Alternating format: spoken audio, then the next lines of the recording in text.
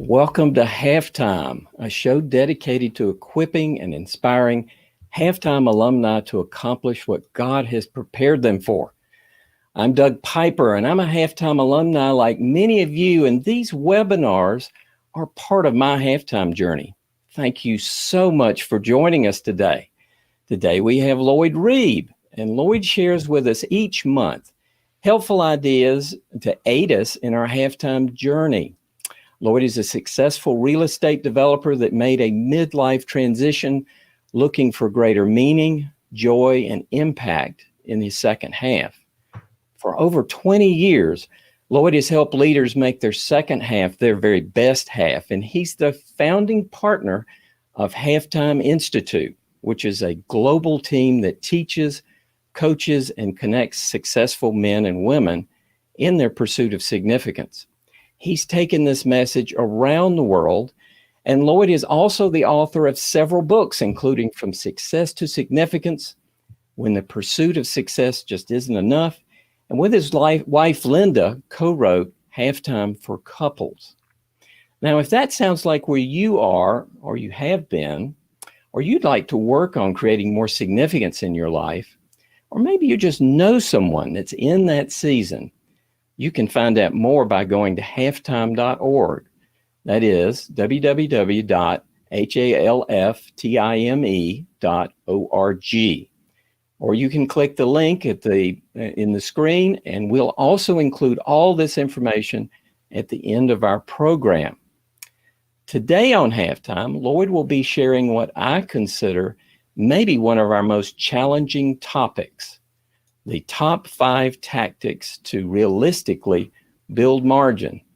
So Lloyd, I want to bring you here on screen. Thank you for joining us this morning.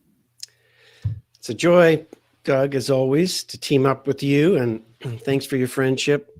You know, like you and I said in preparing for this, no margin, no ministry. It's a common expression around the Halftime Institute that if you don't have margin or excess, you really don't have anything to offer other people. If I spend all of my time, money, emotional energy, spiritual overflow on me and my immediate family, then you and I have nothing to offer to others around us. And margin doesn't just happen on its own, does it? It takes thought, discipline, creativity, and it's likely something that we will have an ongoing struggle with for the rest of our lives. So one of the fun things that you and I have the privilege of doing is looking for best practices in the lives of others who are coming through the Halftime Institute or have been through, like most of the folks on our interactive session today, are alumni. And so they know about this and they've found creative ways. And so what Doug and I want to do is kind of compile some of those best ideas that we've learned from others along the way into the next 30 minutes. You know, the pathway, you want me to just set it up quickly, Doug, and then go a little deeper? So, you know, the pathway at a high level is get clear, get free, and get going. And it's iterative. So if you get a little bit clear about who you are and what your calling is, then you can begin to get a little bit free, get some margin in your life, in time and money and energy. So then you can get going. Then you can start exploring. You can do some low-cost probes. As you do those low-cost probes and as you get going and testing things out, you gain more clarity. And as you gain more clarity, it's easy to get freer. So that's the high level, but that's easy to say and spit out in a few seconds like that, but it's difficult to do, isn't it, Doug? It really is. It's, you know, margin seems like one of the things that to some degree we're almost afraid of. I mean, society teaches us that we need to optimize our time and use every moment of it. So creating margin is a bit counterintuitive. Well, Lloyd, let's go ahead and we'll move into our main discussion momentarily, but there are a few logistical items I'd like to quickly go through.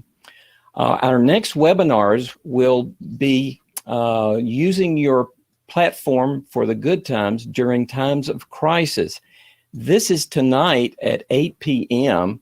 and will feature Paul McGinnis and Bob Dole. So that's going to be a lot of fun.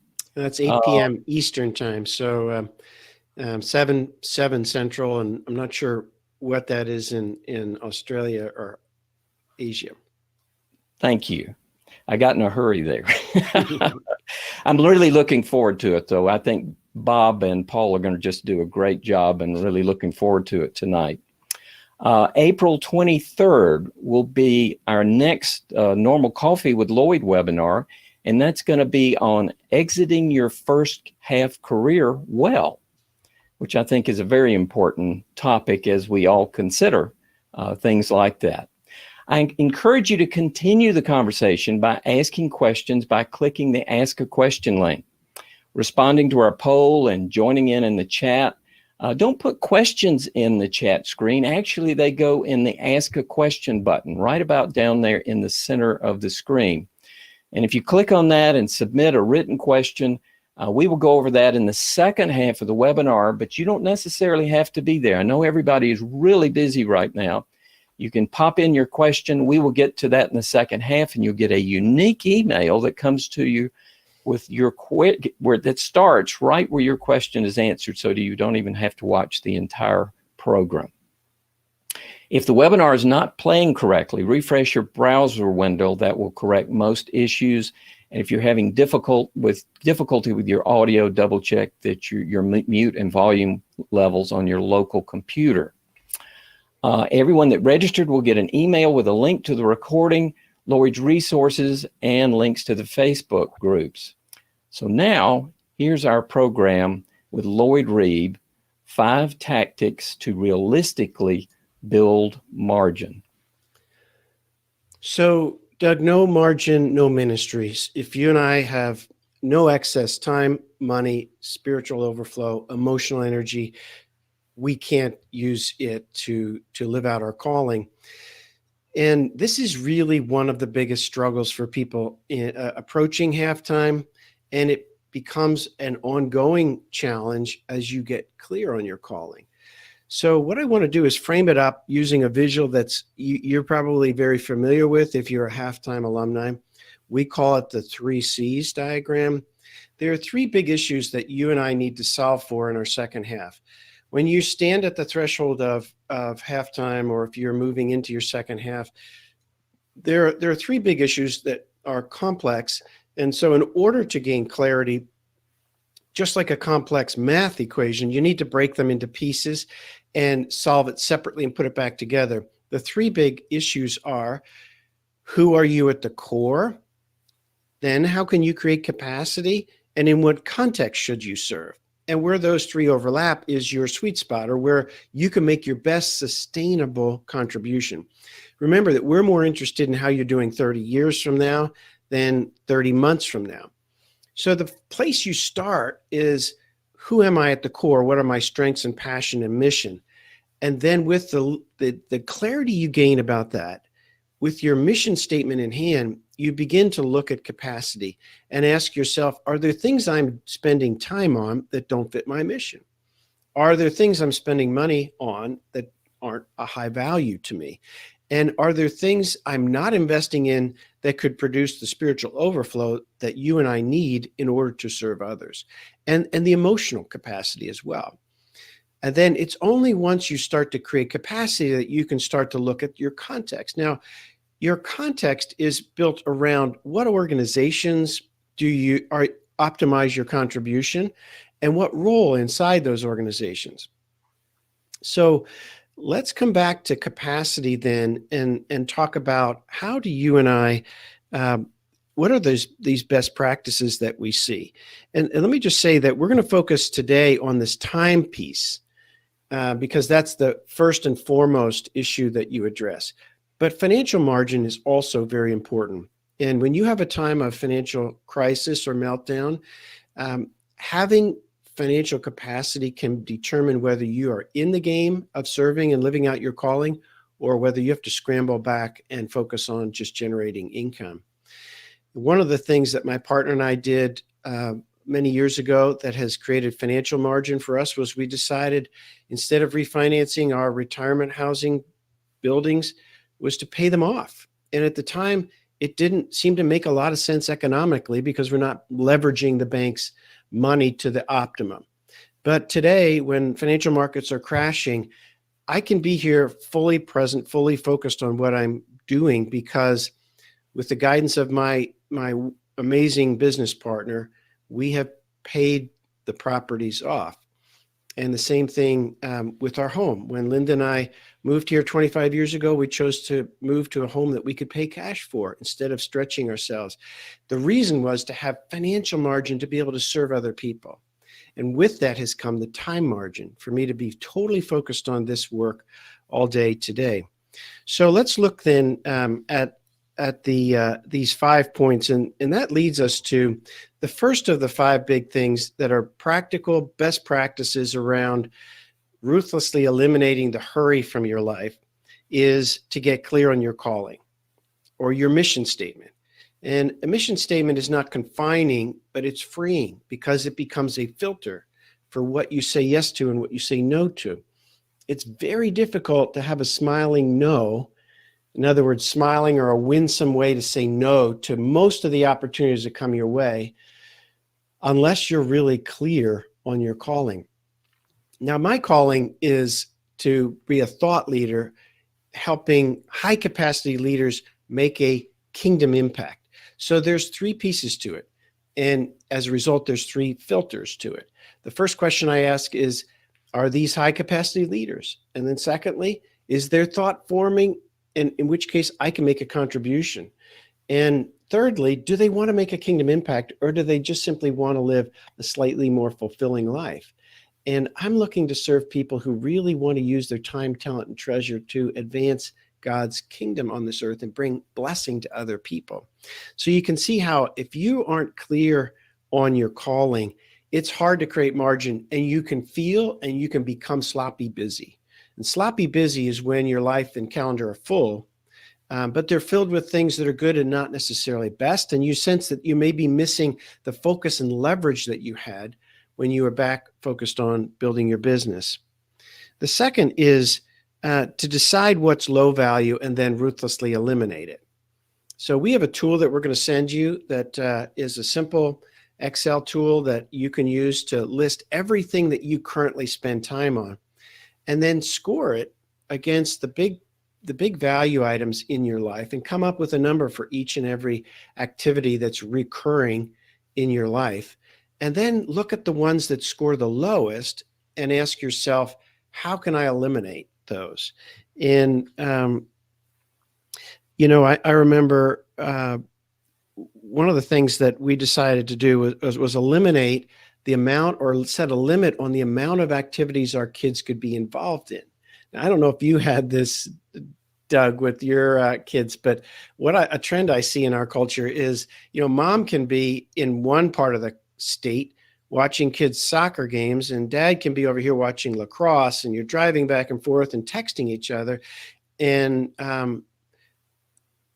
being a professional athlete is not one of those priceless things, but having a wonderful family experience growing up where you're together on the weekends is in the priceless category. And I don't know if you guys had that experience, but do you see that same trend in our culture? And did you set some limits on some of the family activities? Yeah, we did. We forced them all to go to the mountains with us just about every weekend. I'm sure there was some eye rolling about that, and now they probably thank you for it. I'm sure they do. It's a very unique place to go, and there's no internet, there's no power boats.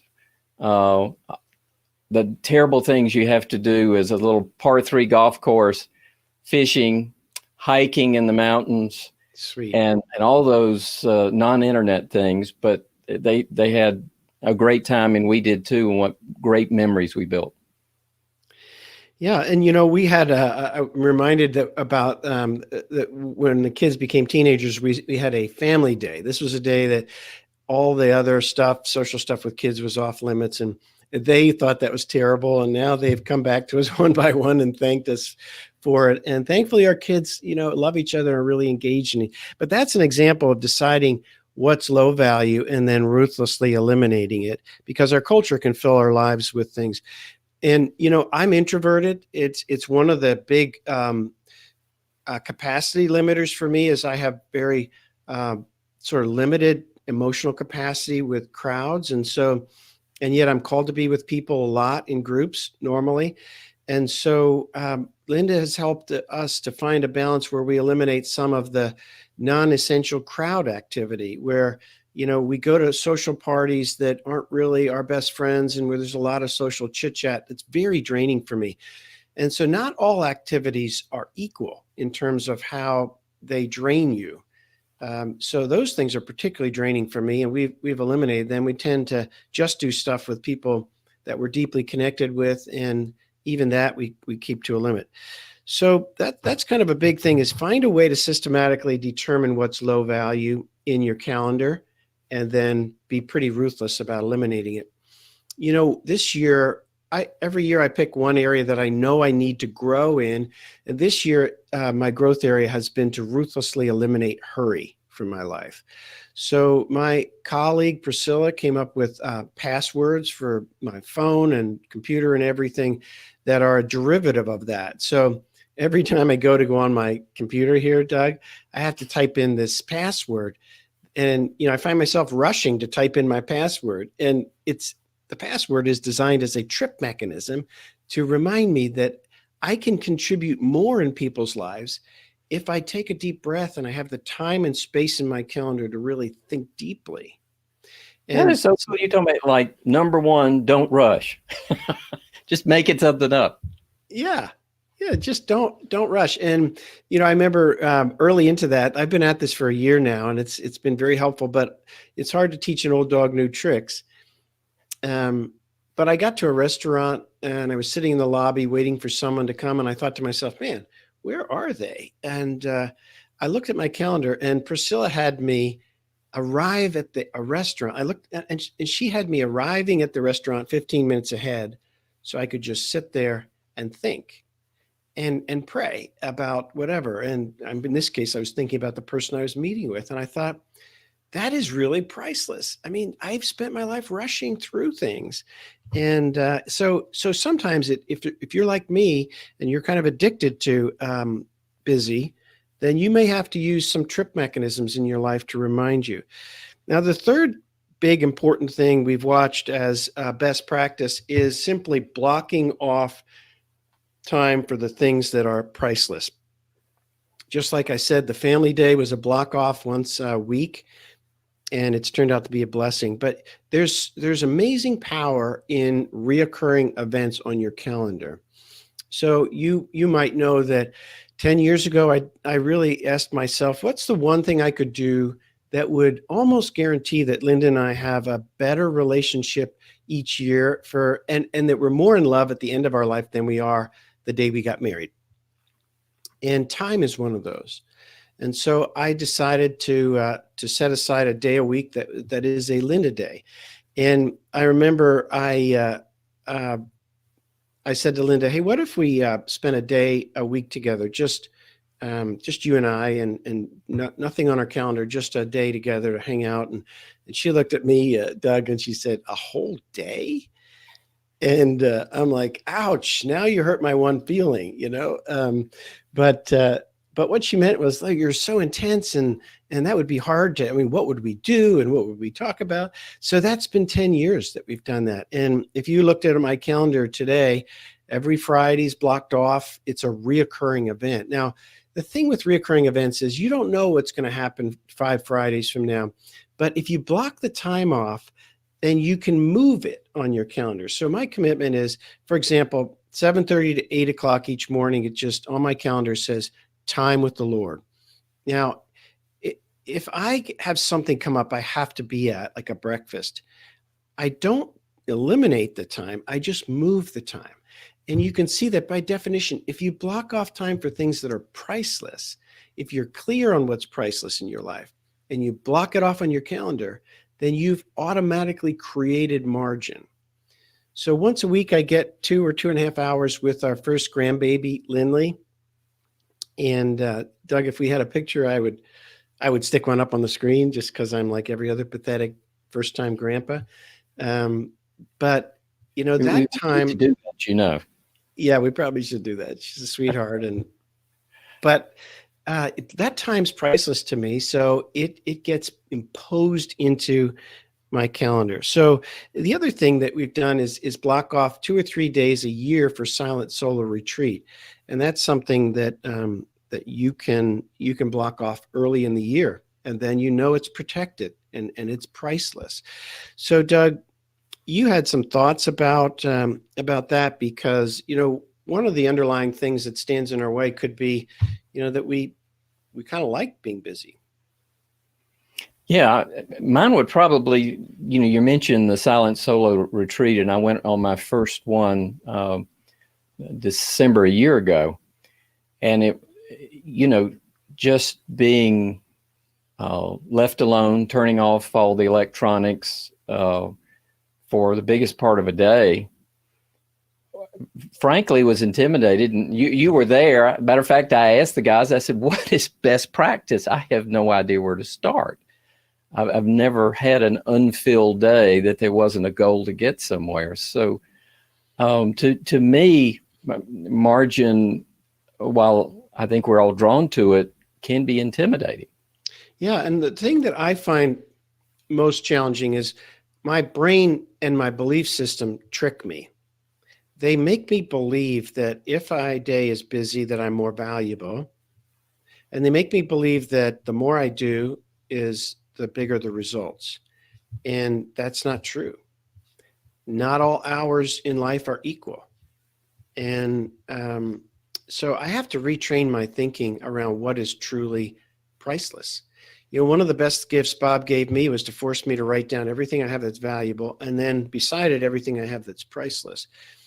When you get clear on the really high value things and the priceless things, then in your mind, you can say, like, for example, when Lindley was just a baby and couldn't speak, she's 2 now, but early when I started this discipline of spending 2 or 2.5 hours with her every Thursday afternoon, man, in my head, I'm thinking, what am I doing? I mean, she can't even talk. And is this really valuable? And now, when she comes running into my study here and sits on my lap and scribbles on my notepad, pretending she's writing notes, I realized that was priceless time. I might have missed it. And so my encouragement is to train your mind to really believe what's priceless and what's valuable versus low value. And that leads us to the fourth point, which is what Drucker called planned abandonment. Planned abandonment is a process where you systematically, every year, look through the activities you've committed to over the last year and decide what's not working and eliminate it.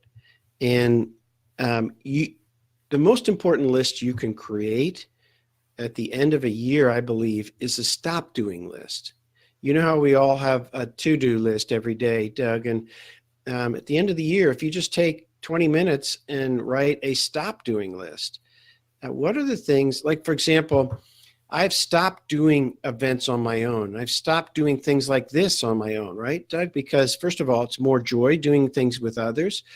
You learn from each other. You produce a better product, but you're passing on the things you're learning to other people, Well, and it scales. Another aspect of finding value. So, and that's an important metric that I look for.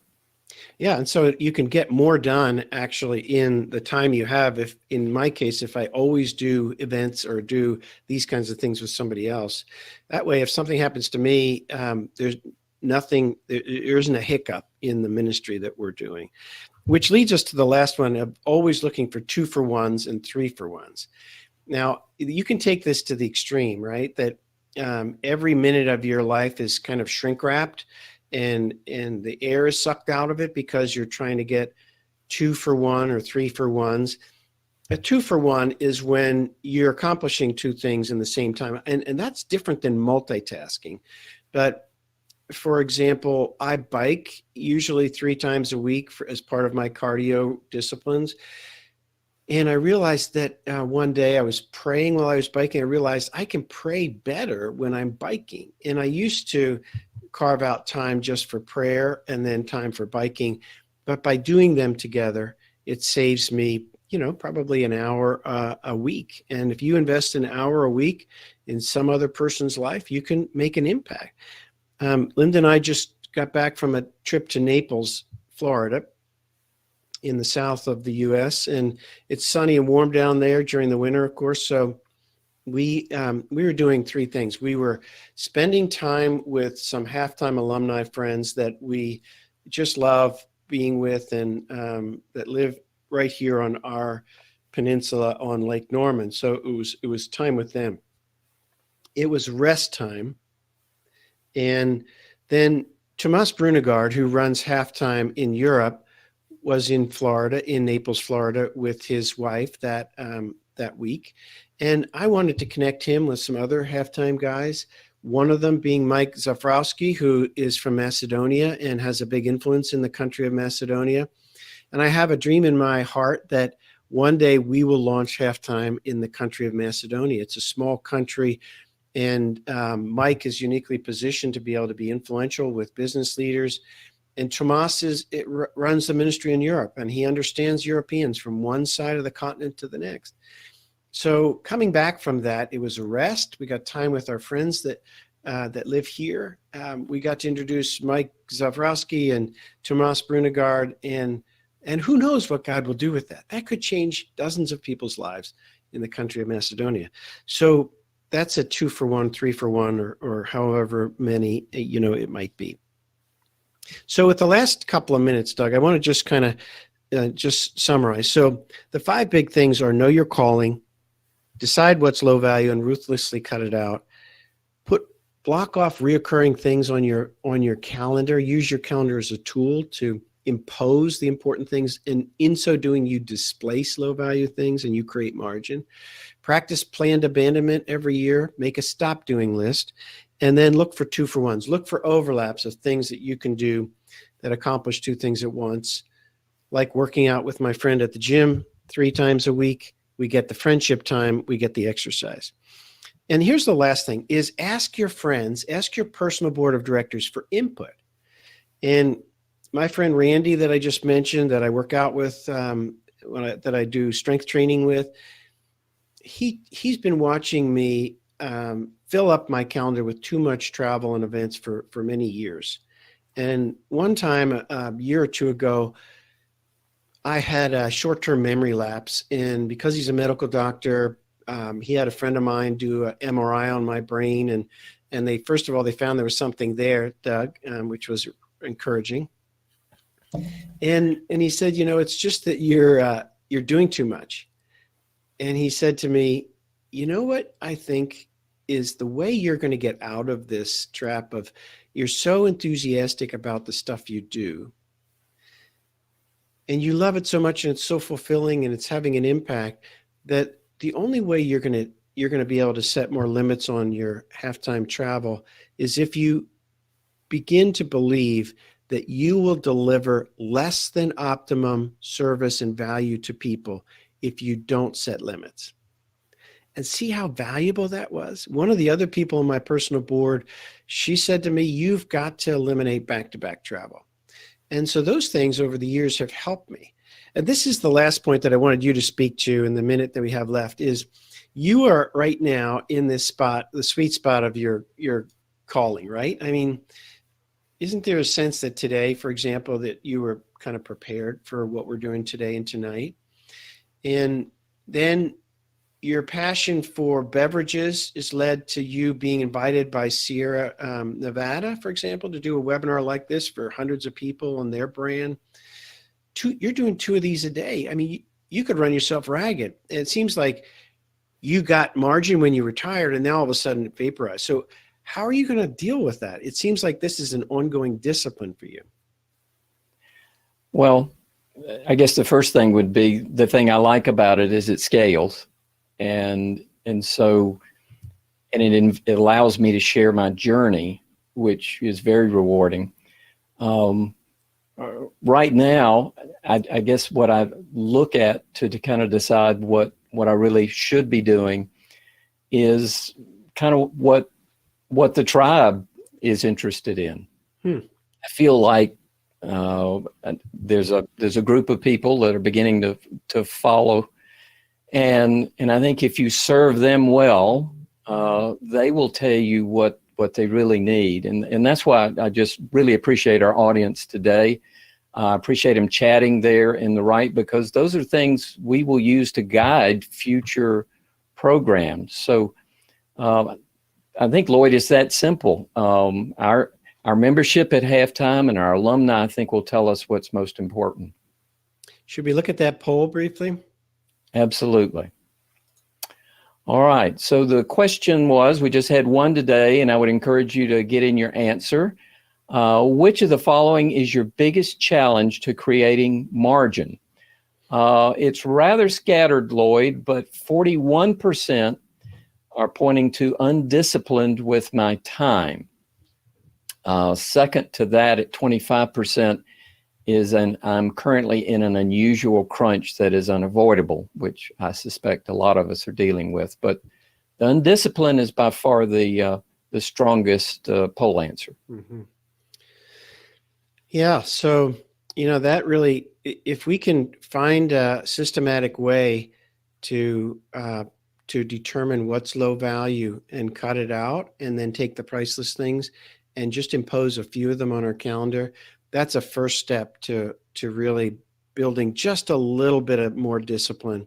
You don't want to try to radically overhaul how you calendar yourself or how you craft margin or capacity in your calendar, but a few small steps go a long way, and then build on themselves. And before long, you see such a rich reward from it that it's easier to add little tiny incremental disciplines into your life.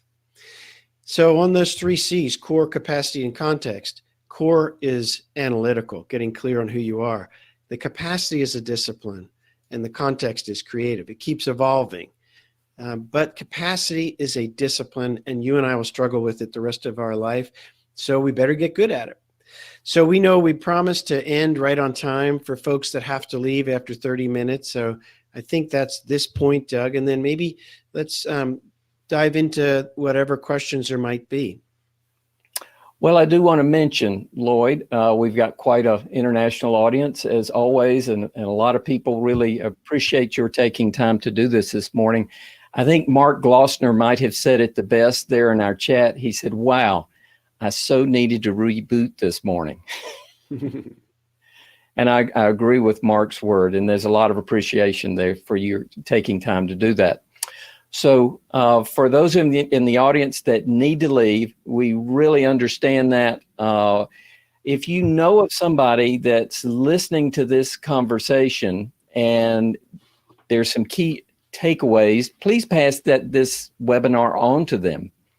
We're going to have Q&A in just a moment, so you might want to ask your questions or vote up the ones you want. It's right down there in the bottom of the screen. And for those that have to leave, again, we so appreciate your time.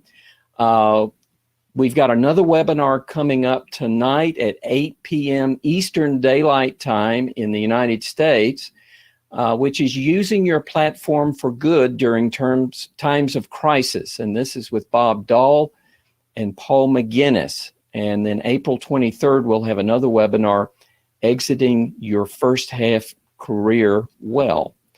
So Lloyd, we're going to jump into the Q&A, and just a reminder, if you've got to run, when you ask your question, you write it in, and then we will get to it and answer it. And even if you leave the webinar, your question will be answered, and you'll get an email with a link to that part of the video where you can see your question. So Lloyd, our first question is, for busy people, filling your calendar can feel productive. You're fully utilizing every minute of your time. Margin, time without a commitment, seems so intimidating, possibly even wasteful. I think our society teaches us that. how do we deal with that? I guess counterintuitive aspect of it.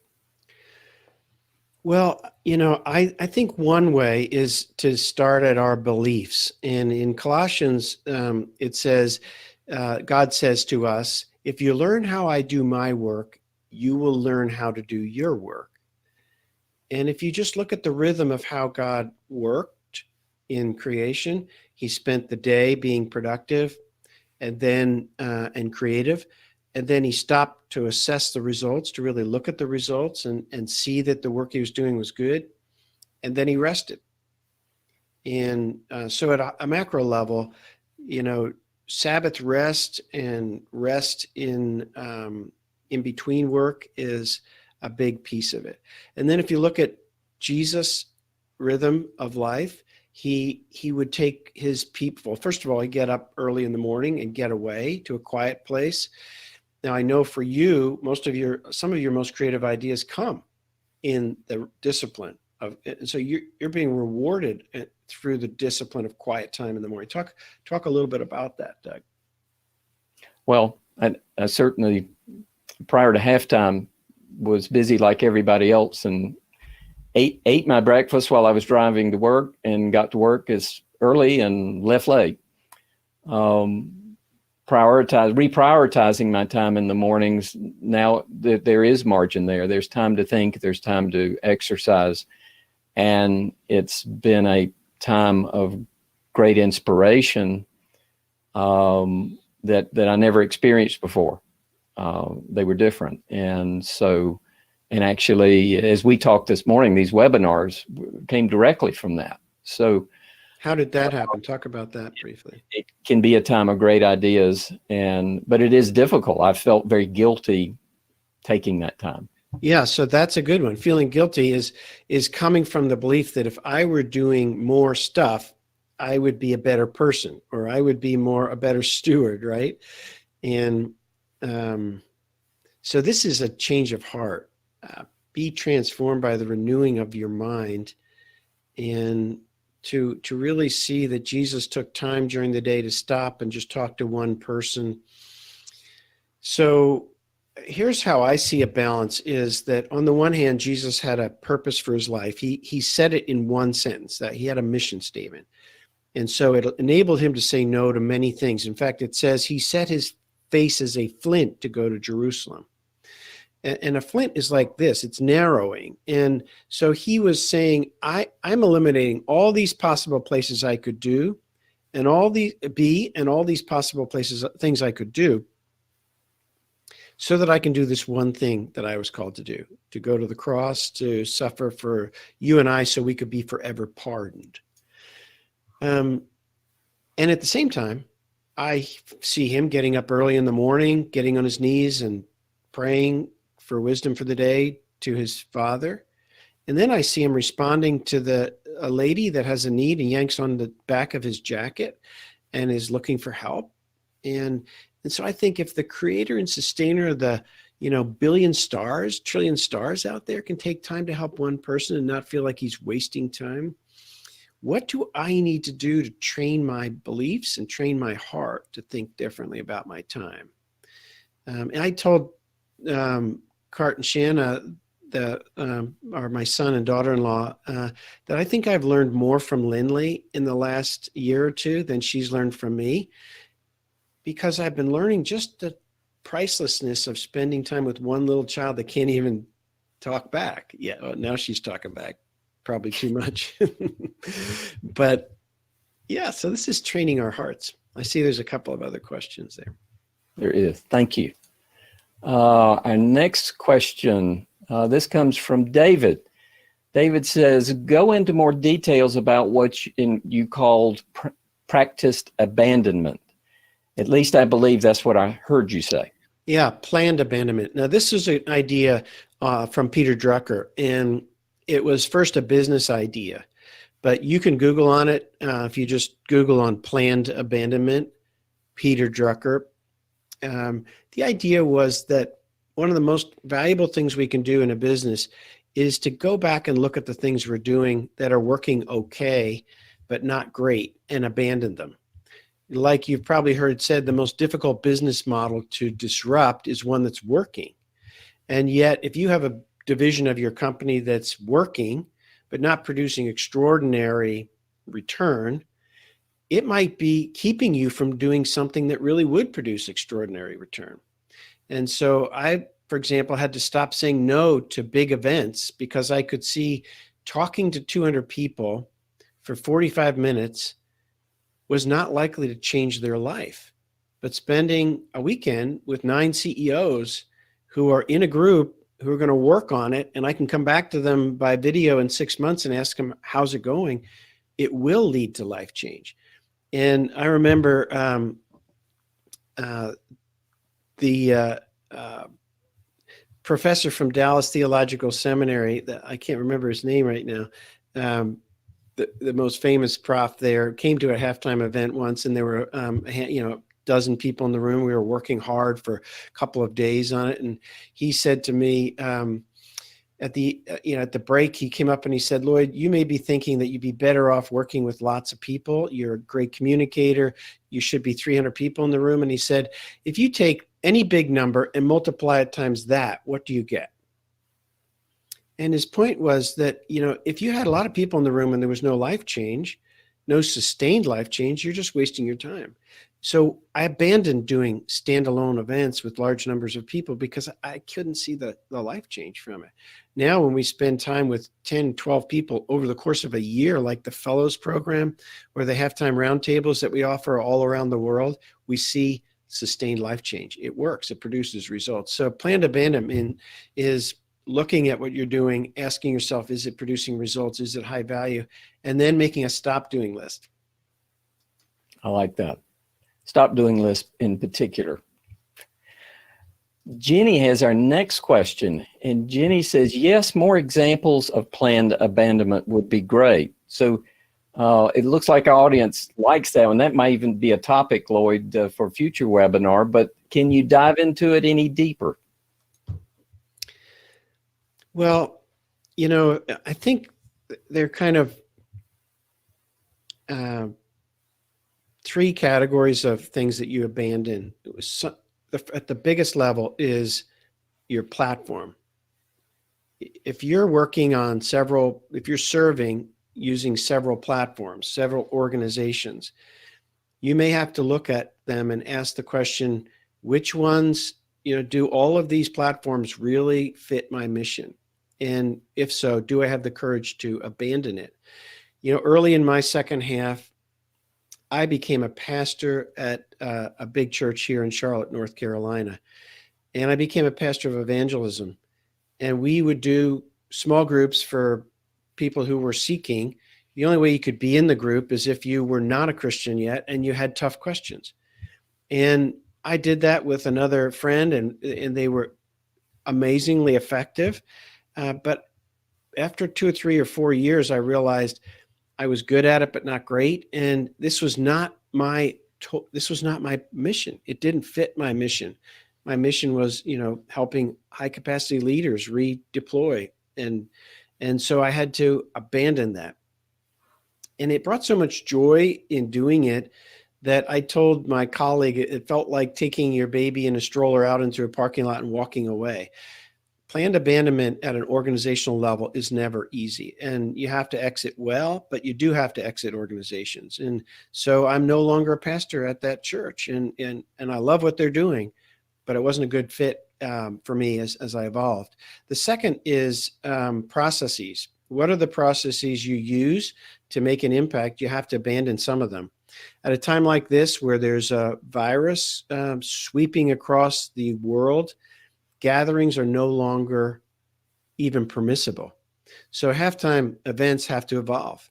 And so in the last week, we've abandoned the idea of in-person gatherings. And this week, I've done 3, I'll do 4 of these gatherings. And all of our roundtables are going to be online until the future. So that's a process we had to abandon and adapt to something new. And then people, unfortunately, sometimes there are necessary endings with people in your life, people that are either taking you the wrong direction or who are no longer able to contribute. to the work you're called to. You're either your work has outgrown them, or they're no longer really effective at it. And so sometimes, and very often, you have to remove people from the work you're doing. And it doesn't mean that you no longer love them, that you no longer care about them. It means that to be effective in what you're called to do, you have to stop partnering with them. So I those are like three. your analogy, though, Lloyd, because planned abandonment sounds easy to say, but yeah, it takes a lot of guts, and leaving your baby in a parking lot is a very good analogy. That takes serious guts. And you can get stuck in an organization that no longer fits your calling, just out of obligation and an unwillingness to hurt someone's feelings. And I remember being at a leadership conference, and Rick Warren said, remember that the leadership is the art of disappointment. But I've got to ask one more question. Don't want to belabor it, but it's one thing to leave your baby in a parking lot. It's a whole nother thing. It feels like failure. How did you convince yourself it was not failure? Well, I think there's two parts to that. One is that, we're all going to experience failure in life, and God uses that to shape us. One of the things I love about Randy Alcorn's book on heaven is he describes how God is using all of these experiences to shape us to be the leaders that he wants to deploy throughout eternity. These are things that we're learning that have long-term results because it's not just about this life. But the other side is really realizing that transitions are not a failure, and necessary endings are not a failure. They are a transition point, and that you grow and you grow beyond some organizations or processes or people. So I think that's partly a twofold answer, maybe, Doug. One is to say, I'm going to have failure in my life, and my job is to learn from them, get up, dust myself off, and move on with God's, he says, my strength is sufficient. And so we all have to do that. The other side is to say, guess what? This is not a failure if I have to abandon a platform, processes, or people that used to work but no longer are effective. Well, I guess it's more like moving up. You can't go anywhere. You can't be successful in college if you don't leave high school. Yeah, that's a great analogy. Yeah, thank you. Well, Jenny, I'm glad you dug more into that because planned abandonment is really challenging, and we wouldn't have heard those great comments from Lloyd otherwise. Well, Lloyd, that is our last question, and for the sake of everyone's time, and we realize this is a very challenging time of year, I want to thank everybody for joining us today. Walter says this is great. I will watch it again. Thanks. And he's from Upper Marlboro. And just want a quick reminder, our next webinar we're actually having tonight, which will be using your platform for good during times of crisis. This is with Bob Dahl and Paul McGinnis. And actually, if you have joined us today, if you click the follow link, you'll get an automatic notification when we go live. Our next webinar will be April 23rd, which is Exiting Your First Half Career Well. The webinar is recorded, and a link will be sent to those that have registered for the webinar. And you can still register for the webinar even if it is over. Just go to the Facebook group.